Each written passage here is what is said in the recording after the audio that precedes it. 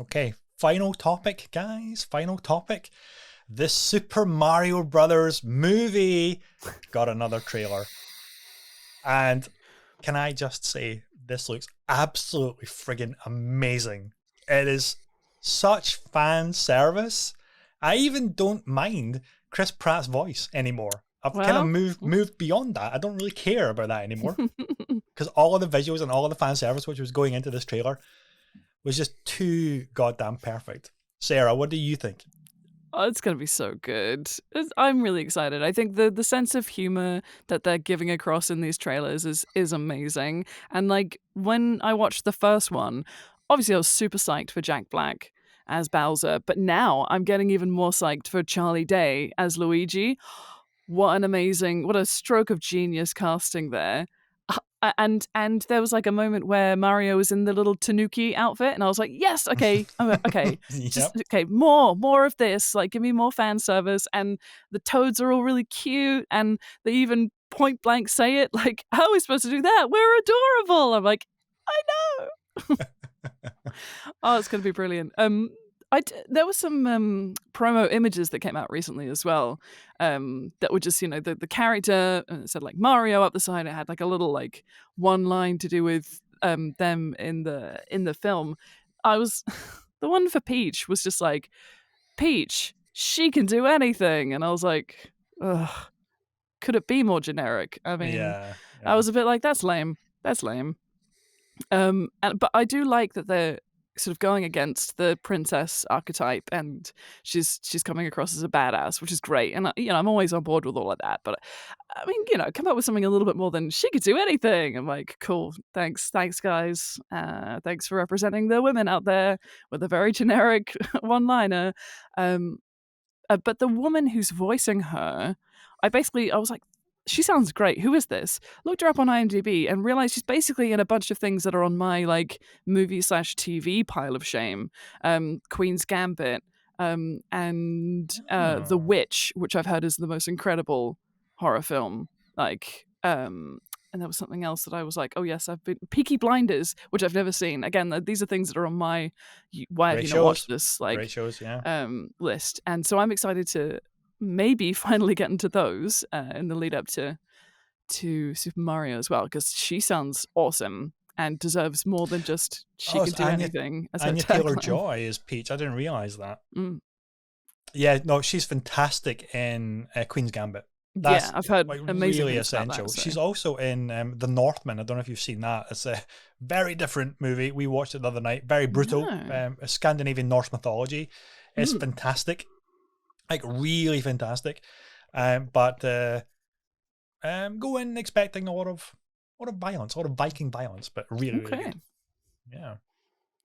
But no, I just love. back to the actual thing we were talking Yeah, about. yeah. We can go down a rabbit hole.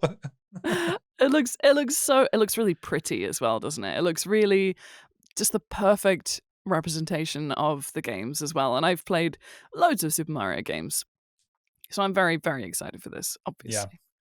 yeah. I mean, you had it right there. Like the humor and stuff that they're going for with this movie just looks perfect. I love the opening scene where Bowser's just like picking one strand of hair from Luigi's mustache, and we all know, Jamie, that it's not a handful of hair that hurts. It's the single hair that always hurts the worst. And Oh yeah, that little. when you catch one in a can of drink or something, and then you pull your drink away, and then you're just crying for the next 20 minutes. Oh, Awful. I know the burden of facial hair. Seriously, but again, there's so many nods to the franchise in this. I love that you mentioned the Tanuki. I love the little the fire flower nod that Peach mm, picks up and she's messing around with the flame ball. I thought, oh, that's so cool. The Kongs are here. Again, that scene yeah. where Mario's like, let's go, motherfucker. Let's go. And he charges toward Donkey Kong and tries to do the super punch. And Kong's just like, no, stop. And it just continues to slap him like crazy. That's brilliant. And then, of course, the Rainbow Road is we've actually got Mario Kart in this as well. It's like, come on. They're doing everything to make sure that this is pure fan service. It looks fantastic. Jamie. It looks great. I'm really hopeful for this, and I've been more hopeful for like video game movies more and more over the past few years because they keep doing good stuff. Like the Sonic, I've only watched the first one so far, but that was fantastically funny, and really leaned into the tropes of bits and pieces that we all know and love. This looks brilliant. Charlie Day sounds awesome as Luigi. I don't know the actress who's playing Peach particularly well, but the voice seems very fit. I'm still stuck on Chris Pratt. I don't know. I don't hate it. I'm not anti at all. I just it feels weird. I don't know what. It just feels weird. I'm still not quite getting there. And his little woohoo. It feels like he's doing an impression of Charles Martinet. Like he's doing. He's trying to impersonate Charles Martinet rather than doing a totally new take on the character. And I can see where people are saying, well, if you're just impersonating Charles Martinet, why not just get Charles Martinet and to do the voice? You know, you can tone it down a little bit. And for that, because we haven't had like actual dialogue yet. We haven't seen him delivering a line or a couple of lines of dialogue yet. It's just been the little sound bites, which that's what we all have to go for. And the sound bites is what we know from this 40-year franchise of being a very specific way. So I get where people are coming from, and I get where you're coming from. It's like I can't reconcile what's going on here with Chris Pratt and the Mario voice. I'm less worried about that now because of all the other shit that looks just amazing. So I'm excited for it as well. And you gotta get on Sonic the Hedgehog 2 because it is so good. Knuckles is so good, dude. You gotta get on it. I definitely need to watch Sonic 2. I'll get that done soon because just the first one was amazing. I really enjoyed it. Like really enjoyed it. Mario's looking great. Like I say, it's not a deal breaker for me at all. It's just the one thing that everything else seems to be coming together brilliantly. It's the one thing that I'm still there. Like I don't know. It just feels a bit off. But I loved it looked like a training sequence, almost like a training montage, but he's going around the old-fashioned level and things. And Peach looks, flabbergasted by how badly he's doing, and that looked really funny. And Rainbow Road, like I popped, like to use a wrestling term, I popped hard. I sat and watched the trailer, and that came up, and I was just like, and then also I might have curled up in a ball under my desk for a while as I remembered the amount of times I've come off of Rainbow Road and died, and had a moment there. But the cart looked great. That's where he's going down there, and you see all the Koopas and everything behind and the different carts and that. It looks brilliant. I'm very excited for it, and I think it's going to be really good fun. Yeah, like the nods in that training sequence of the classic level of the rotating fire pillar that hits them. Like how many times have we all been spanked by those things in the levels? It's all of those little nods. It's like the gamers who played the games, the original games and the modern ones, instantly understand where they're coming from. It's like, I've been hit by that thing so many times. I'm so frustrated by the door. Yeah, brilliant.